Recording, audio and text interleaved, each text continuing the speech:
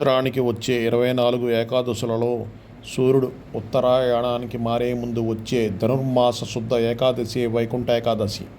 ఈ రోజునే ముక్కోటి ఏకాదశిగా కూడా పిలుస్తాం. భగవానుడు ధనస్సులోకి ప్రవేశించిన తర్వాత మకర సంక్రమం వరకు వచ్చే కాలంలో ఈ ముక్కోటి ఏకాదశి వస్తుంది. రోజు వైకుంఠ ద్వారాలన్నీ తెరిచి ఉంటాయని భక్తులు ప్రగాఢంగా నమ్ముతూ వైకుంఠ ద్వార దర్శనం కోసం తెల్లవారుజాము నుంచే వేచి ఉంటారు.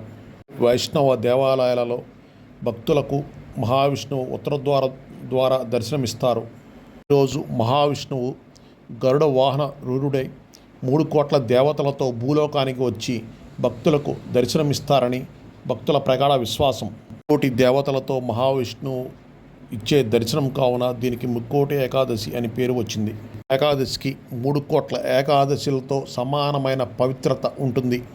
అలా కూడా ఈ ఏకాదశిని ముక్కోటి ఏకాదశి అని పిలుస్తుంటారు. ఈ ఏకాదశిలో చేసే వైష్ణవ పూజలు విపరీతమైన ఫలితాన్ని ఇస్తాయి. అలాగే ఈరోజు ఒక్క తులసి దళము సమర్పించిన 3 కోట్ల రెట్ల ఫలితం లభిస్తుంది. ఈరోజే హాలాహలము అమృతము పొట్టగా హాలాహలాన్ని శివుడు మింగాడు.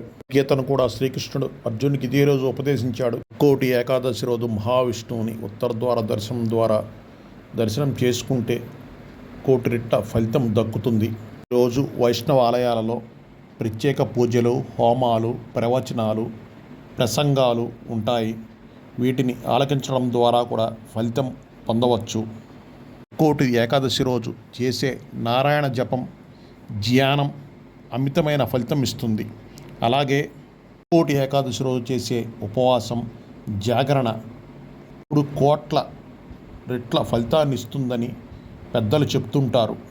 సంవత్సరంలో వచ్చే ఏకాదశులలో ఉపవాసం, జాగరణ చేయలేని వారు ముక్కోటి ఏకాదశి రోజు ఉపవాసం, జాగరణ చేయటం ద్వారా 3 కోట్ల రెట్ల ఫలితాన్ని పొందవచ్చు.